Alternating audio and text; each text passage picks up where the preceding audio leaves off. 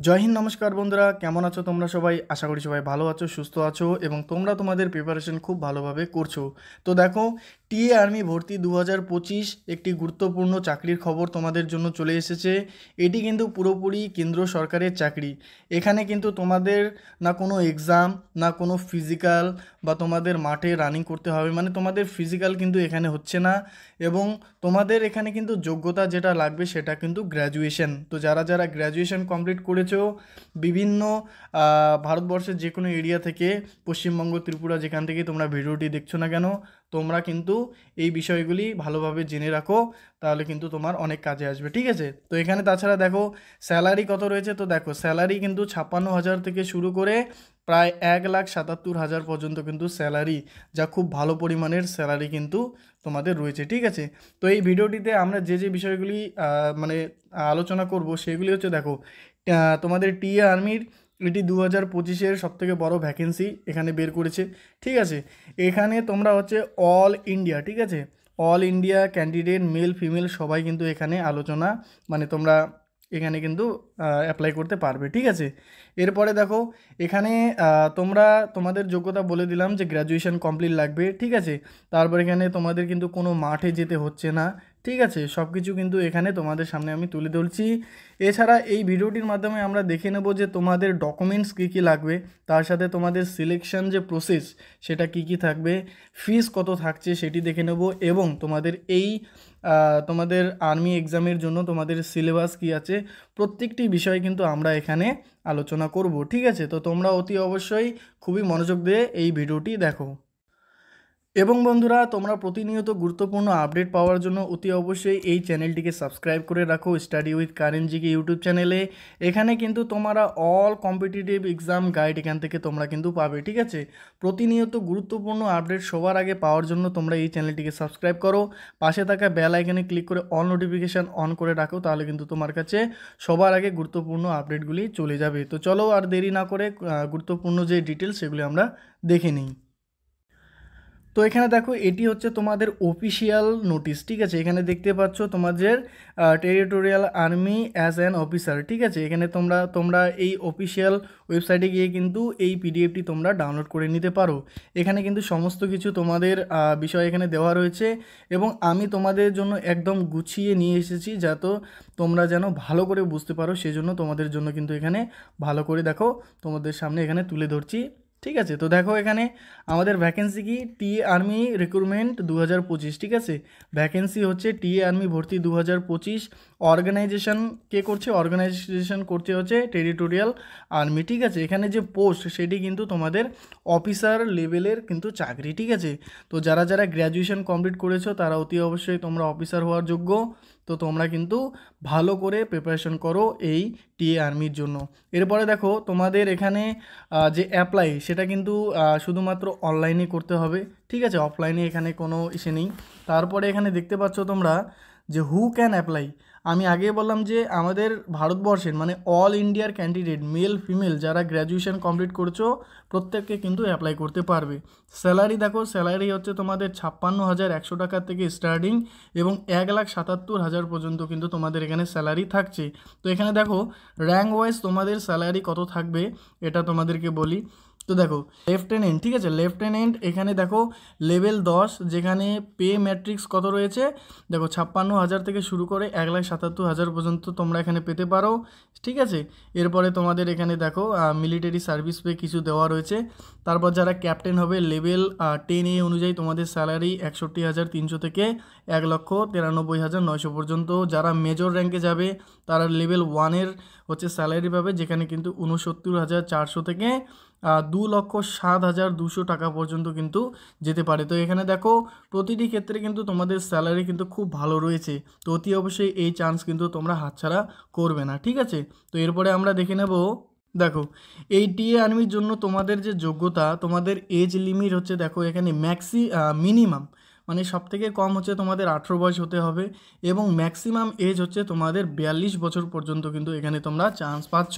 এছাড়া government, central government বা আমাদের সরকারের যে নির্দেশনা তা অনুযায়ী কিন্তু প্রতিটি ক্যাটাগরি ওয়াইজ ছাড় রয়েছে, রিল্যাক্সেশন রয়েছে। তো এখানে দেখো যারা এসসি এসটি রয়েছে তোমাদের কিন্তু এখানে 5 বছরের ছাড় রয়েছে, এবং যারা ওবিসি রয়েছে তোমাদের কিন্তু এখানে 3 বছর ছাড় রয়েছে। এছাড়া যারা এক্স সার্ভিসম্যান রয়েছে তোমাদেরও কিন্তু 3 বছরের ছাড় এখানে থাকছে, ঠিক আছে।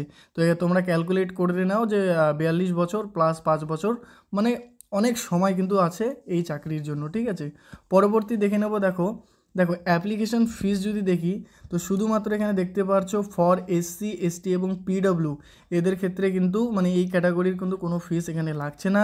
শুধুমাত্র ফর জেনারেল এবং ওবিসি ক্যাটাগরি যারা রয়েছে তোমাদের কিন্তু এখানে দিতে হবে 500 টাকা ফিস, ঠিক আছে।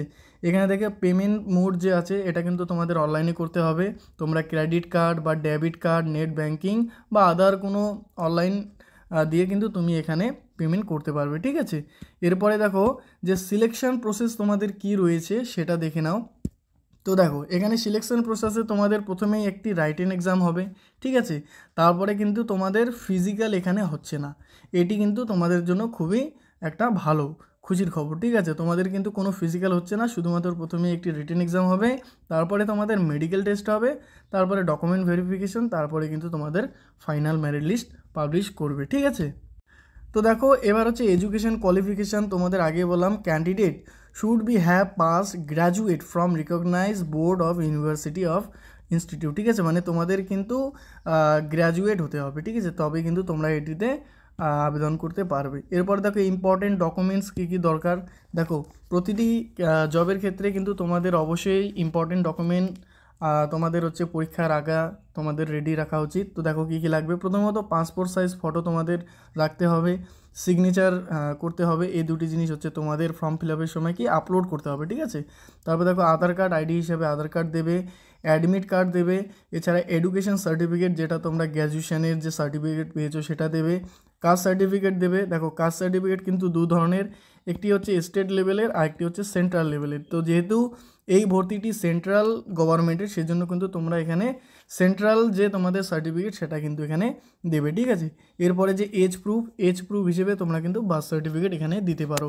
তোমাদের আরেকটি বিষয় এখানে বলি, তোমরা যারা নতুন রয়েছো, যারা এসএসসির জন্য প্রিপারেশন করেছো, মানে এসএসসির বিভিন্ন চাকরির জন্য, তোমরা দেখবে সেখানে কিন্তু একটি নতুন আপডেট দিয়েছে, যেখানে বলেছে তোমাদের যে আধার কার্ডের যে বায়োমেট্রিক ভেরিফিকেশান সেটা কিন্তু 31শে মের আগে কিন্তু করতে হবে।